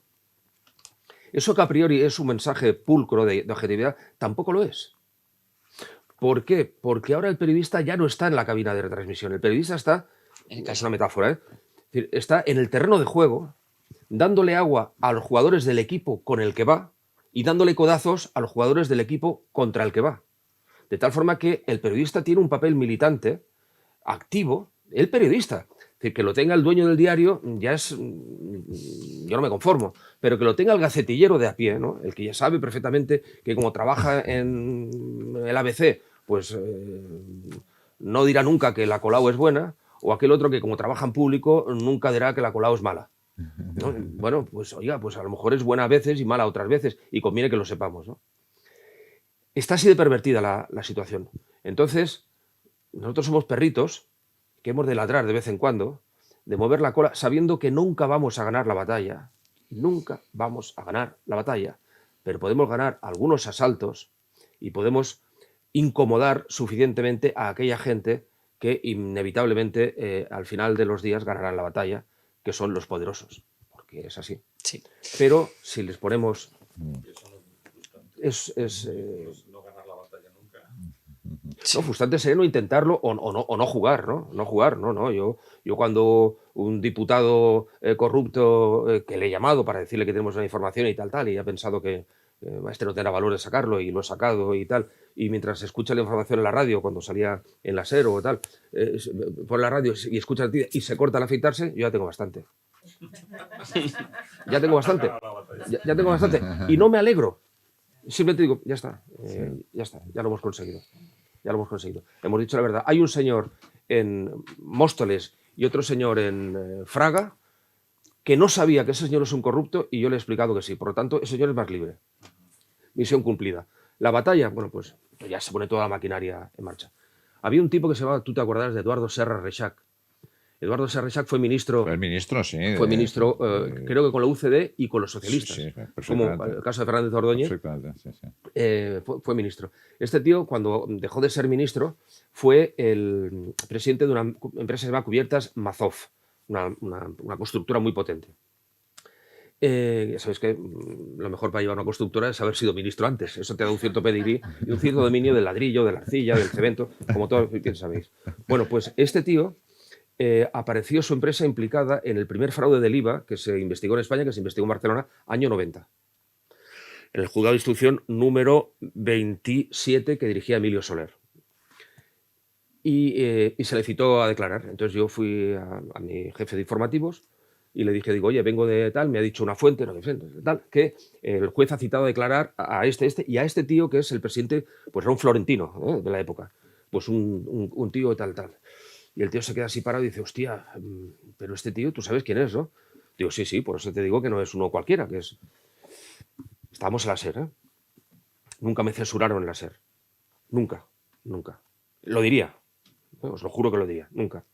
Pero sí que noté el bufido, el soplido, perdón, del director. Bueno, ¿sabes quién es? Dale. Joder, me está dando problemas y tal. Bueno, a ver, no sacaremos hasta que hablemos con él. Periodismo.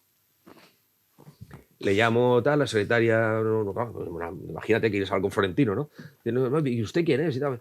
Y le digo, no, mira, es que es sobre una imputación judicial, por eso que a los 3 minutos me estaba llamando. Y el tío me atiende, hombre, sí, digo, don Eduardo, digo, mire, tal, y queríamos saber qué tal, las facturas falsas, del fraude, tal. Le explico, todo esto lo grabé en aquellas cabinas que teníamos de grabación con unos Revox, ¿no? Que era del Paleolítico, pero bueno, era entrañable. Y estaba grabando la conversación y el tío me da una explicación, bueno, pues no las facturas, ¿no? Porque hay un director general, porque yo soy ajeno a esto. Bueno, me explica una serie de cosas que me permiten primero haber contrastado la información con él y después pues dar su versión, ¿no? Y digo, bueno, pues don Eduardo, le agradezco mucho esa explicación que yo pues puntualmente pues recogeré la información pues para que se contraste y tal. Ah, pero esto usted lo va a dar. Digo, bueno, naturalmente le he llamado con vocación de contrastar, tal. Pero vamos, ahora hablaré con mi director, pero hable usted con su director que después hablaré yo. Y me colgó. Bueno, yo salgo de allí pensando, yo que soy de barrio, mi pollas, que se ha pensado este tío, viene aquí chuleándome y tal, voy al director. Entonces era Gerardo González, que ya falleció, pobre. Y se lo digo, y digo, mira, ha pasado esto con este tío y tal. Dice, es que este tío, Polanco, Luis del Olmo y Garzón, fundaron la Fundación contra la Droga. Garzón por su papel en las operaciones estas, Luis del Olmo por no sé qué y tal, y Polanco. Claro, este tío departía con ellos, era amiguete de Polanco. Polanco pues era Dios, ¿no? Era más que Dios, ¿no? Estaba Polanco, Cristo, y dije, bueno, dice, bueno, cuando me traigas el auto de citación lo damos. Ese rigor nunca lo había visto tan sumamente purista. Fui, conseguí el auto, volví y lo dimos. Y dimos la información, por eso decía que no ha habido censura, sí que había este tipo de tal. Pero que el poder actúa de esta forma, con este... y hay que tener un poco de cintura, ¿no? O cuando te viene un director general de prisiones que ha hecho un estudio sobre el suministro de metadona en un plan piloto de no sé qué, ¿no? Que tiene pues un interés relativo, una noticita, un breve, ¿no? Pues, en la cárcel tal hay un plan piloto, se ha administrado a 4 presos metadona para tal, bueno, tiene un interés, ¿no? Pero no para el país, no para el país. Y tú quedas con él para comer y estás comiendo y le dices, oye, ¿me puedes pasar el expediente de tal violador? Que no sé, que eso sí que es una notición de narices. Y ves que hace así un poco y te explica que tiene él que paralelamente tiene un tema de metadona y tal. Hostia, este tema de metadona es cojonudo, coño. Pásamelo que yo te lo voy a dar de cojones y tal, y te lo voy a poner aquí un tal, ¿no? Pero tú pásame el otro. Y el otro, sin decirlo, nos lo decimos, nos pasamos la información y tal. Y tienes que tener esa cintura para decir, bueno, pues en el boletín de las 5 de la mañana del sábado saqué que había un puto plan de metadona en la cárcel, no sé qué, y ya está dicho, y ya quedó dicho, ¿no? Vamos a terminar con el... Sí, adelante. Necesito explicar una anécdota porque ahora al hilo de esto que no puedo dejar. Ya estoy abuelo cebolleta, como veis, ¿eh? Pero cebolleta. En la época anterior a los móviles teníamos los buscas, ¿no? Y recibo un día un busca de un amigo, un guardia civil, que me dice, llámame urgente. Le llamo desde una cabina de pasos del Tribunal Superior de Justicia, que estaba ahí yo buscando noticias, y le llamo y le digo, ¿qué tal? Dice, oye, han pillado a un guardia civil porque hacía la vista gorda en el aeropuerto del Prat y dejaba pasar droga y tal. Y me da 4 datos. Digo, pero hostia, dame algo más porque me faltan. Solo tengo esto. La fuente era buenísima, pero tenía 4 datos que, por mucho que le pusiera el lazo a la noticia, eran escasos. Entonces, ¿qué hago? Llamo al teniente coronel, jefe de la Unidad Orgánica de Policía Judicial de Barcelona, Juan Linares. Y llamo, digo, teniente coronel, ¿cómo está usted? Hombre, Carlos, ¿qué tal? Digo, mire, que me han dicho que tal, que un agente suyo del aeropuerto, que tal. Y el tío, sí es cierto, digo, ¿pero cuánto lo han pillado? Dice, no, pues mira, pues no. Pero ¿quién es? En fin, me dan más datos, amplío la información con los datos que me ha el teniente coronel. Y cuando acaba el tío, que no me dijo que no lo diera, me dice, bueno, yo le digo, bueno, pues gracias y tal. Y bueno, ¿y qué vas a hacer con toda esta información? Supongo que vas a hacer una noticia, ¿no? Y digo, escucha, teniente coronel, ¿cuánta droga le han pillado al tío? Dice, 4 bolas, me parece que eran unos 200 gramos. 200 gramos de cocaína. Chocolate del loro. Digo, ¿sabe qué le digo, teniente coronel? Que por 200 gramos no voy a manchar el nombre de la Guardia Civil. Y me la comí. No me lo pidió. porque si me lo pide, os juro por lo más sagrado que lo doy. Pero no me lo pidió. Y el tío, vale, Quílez, no me dio las gracias. Colgó el teléfono. Al cabo, acabo la anécdota. Al cabo de 15 días, Rosario Ezquerra Pérez de Nanclares, Agurzane, terrorista del comando itinerante de ETA, que había venido a traer una bolsa con armamento al comando que dirigía en Barcelona José Urrosolos Sistiaga, Narváez Goñi y Alex El Pajas y el otro Romero, aquel el que pillaron en Tarragona. No se llama Romero, ahora me vendrá el nombre. La detienen y nos enteramos toda la prensa porque nos enteramos todos, ¿no? Hostia, detenida, no, hostia, detenida una tarra, no sé qué, tal, en la estación de autobuses y tal y que cual. Al cabo de 3 días estoy en el Tribunal Superior y recibo un busca del teniente coronel Linares, que me ponía, llámame urgente. Teniente coronel, ¿qué pasa? Y me dice el tío, dice, ven a mi despacho. Digo, es que estoy a punto de un juicio, yo creo que deberías venir a mi despacho. Vale, cogí un taxi, salí zumbando desde el Palacio de Justicia a la avenida de Madrid y Barcelona, donde estaba la sede de la comandancia. Llego al despacho, entro, había una carpetilla, lo digo, casi me emociono porque es unos recuerdos maravillosos. Una carpetilla de color de estas naranjas, de cartón, con un lápiz de estos amarillo y negro, con la goma y tal. Me abre la puerta, sienta, me abre la carpeta y dice, tienes un cuarto de hora. Y era la declaración de Rosario Ezquerra Pérez de Nanclares. He venido aquí, el arma era para matar a tal, queríamos tal, tenemos un seguimiento de no sé qué. Una notición del copón. No. Al día siguiente, pero no se lo pedí. Pero él no me decía, esto es a cambio de lo tuyo. Pero hubo un saber fue, ¿no? Eso.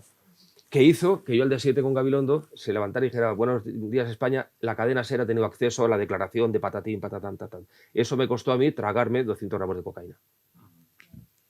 Pero esa es la cinturilla que puede tener si queremos hacer. Terminamos con el aspecto más literario, ensayístico de Carlos Quílez. No hemos hablado de ello, es muy, muy relevante, muy, muy importante su aportación ya larga. Estamos hablando de una decena muy larga de libros, bueno, donde Carlos ha ensayado distintos géneros, el ensayo, la novela sobre hechos reales. Y, bueno, de alguna manera ha venido ilustrando su propio devenir, sus preocupaciones, los grandes casos en los que ha trabajado, sus experiencias, hasta entregar a la imprenta este Contragolpe, que yo creo que es tu último libro, por lo menos del año 21, un trabajo muy recomendable, extraordinario sobre el proceso, un tema grande que un gran periodista analiza en toda su amplitud.